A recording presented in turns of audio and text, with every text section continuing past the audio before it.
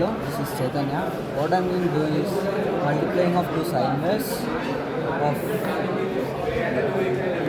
this is the first sine wave and this is the second sine wave. Basically, when we multiply two sine waves of frequencies f1 and f2, the output frequencies we get are f1 plus f2 and f1 minus f2. So this is our output frequencies. Now we can check the frequencies here.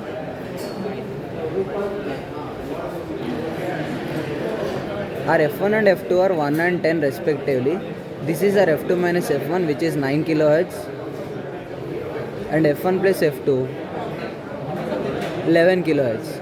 So this is our output, which shows that our output is correct,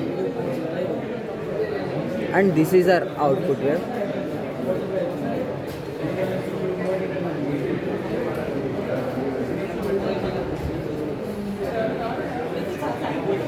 So the next question was to make or design a high pass filter. So for that, this is the circuit which we have followed. So first, this is the normal multiplier circuit. Now from that, we have taken an output which is going through this breadboard, and it is connected in series with this capacitor.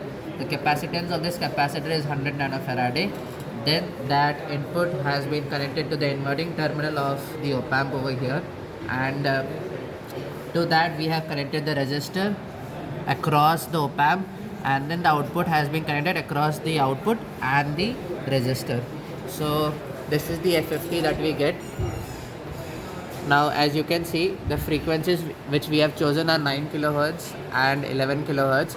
So when we are applying a multiplier circuit, the frequencies which we'll get will be 20 and 2 kilohertz. So as this is a high pass filter, so this will amplify the frequency which is at maximum more than the one which is less than. So f1 plus f2, which is 20 kilohertz, is amplified by a large amount. So as you can see here, at 20 kilohertz the amplification of this signal is maximum. My name is Ayushami and I will be explaining question number 3.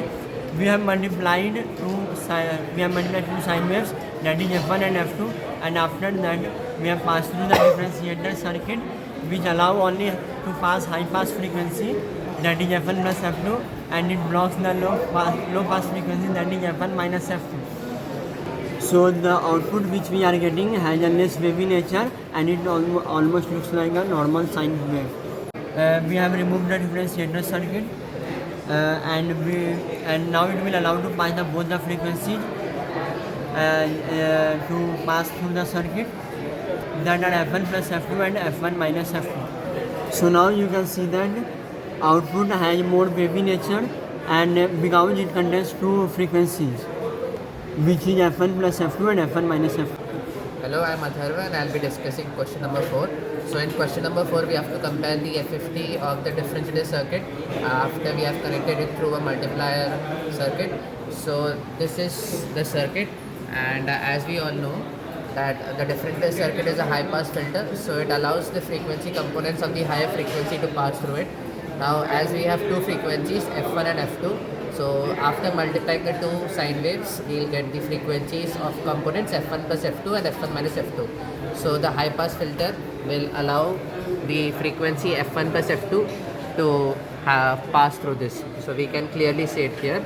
So this is approximately equal to 19.8, or we can say 20 kilohertz, because the frequencies which we have taken are 9 kilohertz and 11 kilohertz respectively. Now we can see that we have removed the differentiator circuit. So this is a normal multiplier circuit. So in the normal multiplier circuit, the circuit should allow to pass both the frequency components, which are f1 plus f2 and f1 minus f2, without any disturbances. So in the FFT, you can clearly see that we are getting the 20 kilohertz and the 2 kilohertz frequencies, which are getting easily passed through it, because the frequencies which we have chosen are 11 kilohertz and 9 kilohertz respectively. So that is all about question number 4. Thank you.